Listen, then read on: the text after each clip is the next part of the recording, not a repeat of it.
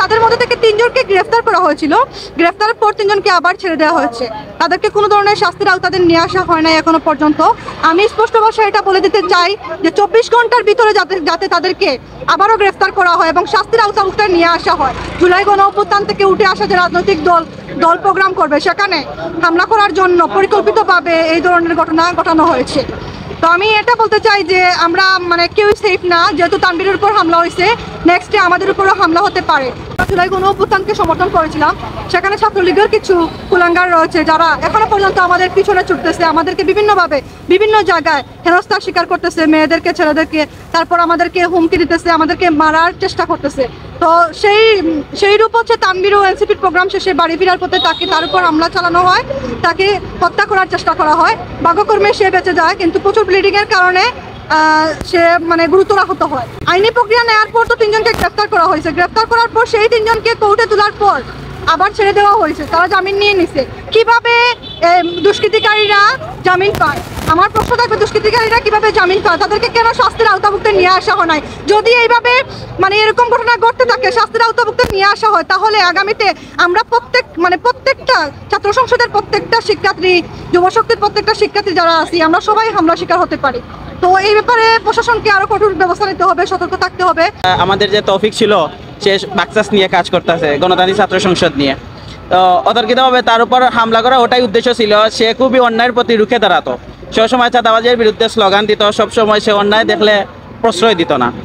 আমরা আজকে কর্মসূচি এই জন্য করছি যে প্রশাসনকে আমরা একটি মেসেজ দিচ্ছি ছোট্ট করে, যে আপনারা দেখেন যে সময় বেশি দিন আপনারা আসামিদেরকে ধরে রাখতে পারেন নাই।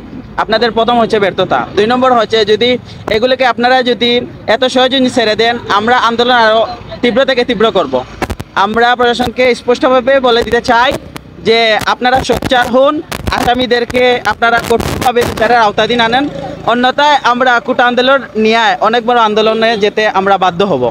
বক্তব্য আমাদের সিলেট আজ লজ্জিত।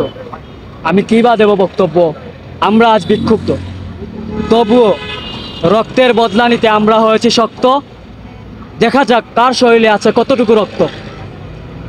বিধ্বংসী এই ছাত্র জনতা আর বেপরোয়া এই বাচ্চাকে নিয়ে আজকের এই অবস্থানের মূল প্রতিবাদই হলো আমাদের সহকর্মী, আমাদের সহযোদ্ধা, জুলাই আন্দোলনের বিপ্লবী অগ্রসৈনিক তৌফিক উমরের উপর কাপুরুষের মতো রাতের আধারে পিছন থেকে হামলা করা হয়েছে। জুলাই আন্দোলনের পর থেকে এখন পর্যন্ত এই প্রথমই সিলেটের মতো পবিত্র এলাকায়, পবিত্র শহরে এই ঘটনা ঘটেছে। আপনি যে প্রশ্ন করেছেন কারা করেছে বা গ্রুপিং উনি লিড দেন, এগুলো সম্পূর্ণ মিথ্যা এবং আমরা তা প্রত্যাখ্যান করি ঘৃণার সাথে। এই হামলার পিছনে আমি এবং আমরা একই সুরে বলতে চাই যে 24 তারিখ রাতে ঠিক 8 ঘটিকার সময় তথাকথিত ছাত্রলীগের সন্ত্রাসী জনি নামের একজন ফেসবুকে হ্যালো সিলেট দিয়ে পোস্ট করেছে। এর কিছু সময়ের পর রাতের আধারে হামলা হয়েছে। কিন্তু আমি এবং আমরা লজ্জিত। প্রশাসন স্বাধীনভাবে কার্যক্রম চালানোর কথা, সেই জায়গায় গ্রেফতারের 3 দিনের ভিতরে আবার ছাড় পেয়ে যায়। আর তৌফিক উমর কোনো গ্রুপের লিডার নয়।